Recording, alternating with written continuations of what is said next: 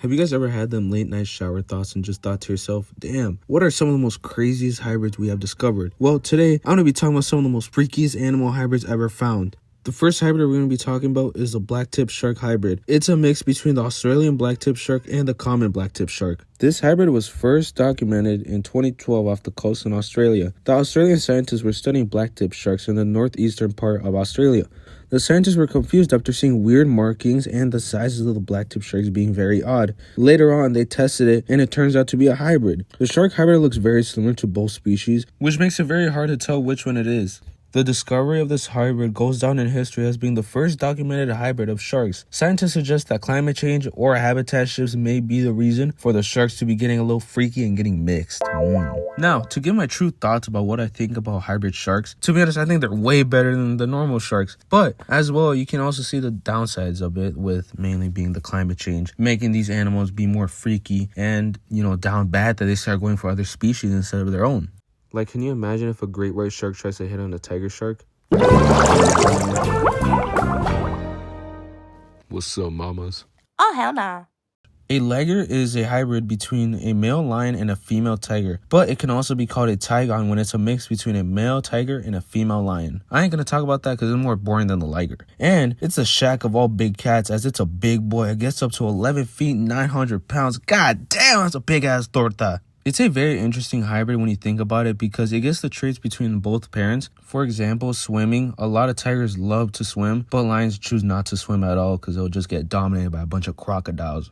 But as well, they get the menacing aura of just a lion just standing like on the top of a rock, just sitting there with the air just grazing their big ass mane and everything. Oh my god, I gotta stop glazing. Anyways, as well as these creatures, they cannot happen in the wild, mainly because lions do not live in the jungle. And this is one thing that I'm very pissed off with when I hear people saying the lions are the king of the jungle. Those guys are not the king of the jungle. The real king of the jungle is the tigers. And as well, lions is nowhere near that area when you think about it. They're never there. So this is one thing that pisses me off, and I know for a fact some scientists also say this. You need to get fired. So I'm gonna calm down. But a little history behind the Ligers is that the first known Liger was reported in the early 19th century when the British colonized India. I need to figure out who breeded them because that's probably the most weirdest thing they could have just thought about. They just randomly thought, I'm gonna just breed two different species. And it somehow worked as well, which is very crazy. You can see it in carvings as well, just if you don't believe me. In the 1815s, when they depicted them in India, and as well as in 1837, where Liger cubs were exhibited to King William, I think, 5th? 4th?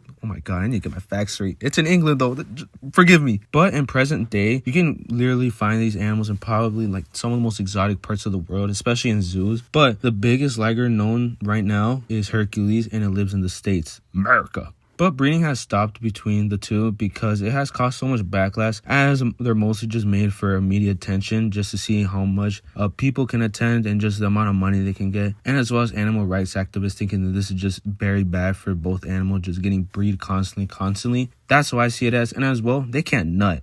I also find it very interesting when I was looking more into it that a lot of these hybrids are mainly big cat hybrids. For example, the Jaguar-lion, which is the most freakiest big cat hybrid you probably never heard of. It's a hybrid between a male jaguar and a female lion. And jaguars' color and height depend on each parent, but the appearance of them is usually just the build of a lion with just a more compact and more muscular build of a jaguar. But as well, I find it really cool that they have the famous spots of a jaguar, but as well as a color, just that golden brown of a lion. But these Jaguar-lions also get up to 10 feet and to 12 feet. And god damn, they get up to 500 pounds? That's another torta.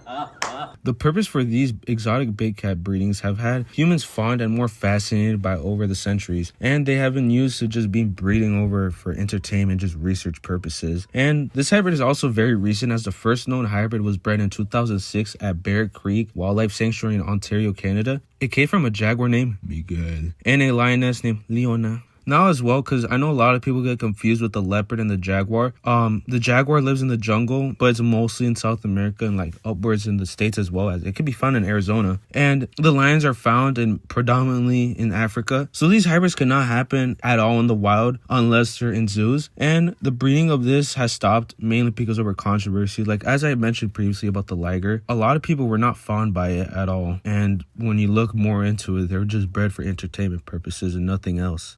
Have you ever had them late night thoughts and just thinking to yourself, is there any bear hybrids? Well, the next creature I'm going to talk about is a growler bear. The growler bear is a hybrid between a polar bear and a grizzly bear. And this hybrid is very interesting, mainly because this hybrid has been known to happen in the wild, mainly due to the fact that polar bear's habitat has been shrinking due to climate change. And for the people that don't believe that climate change is true, you're an idiot. And if you're one of those people, I hope you know I hate you more than those scientists that thought that large marine creatures can live in extreme environments. Those people are complete idiots. The places where these hybrids have been known to take place is in Alaska and some parts of Canada, as those are parts where these bears usually interact. Growler bears tend to be larger than a polar bear, but also smaller than a grizzly bear. The build usually comes from the grizzly bear with the big muscles, but also the polar bear's a slim body, and the coloration really just depends on the parent. As mostly growler bears are found to be mixed, like mainly white with a faint of brown, but can also be found in just straight brown. Now, scientists fear the most that the impact of global warming will create a very different dynamic in the wild sooner or later, mainly because if these bears are just interbreeding and creating new, bigger, and stronger bears, it's going to cause a very big issue for us, and especially those villages that live nearby them. The warm temperature has been causing polar bears to move to these new areas that are ran by grizzly bears.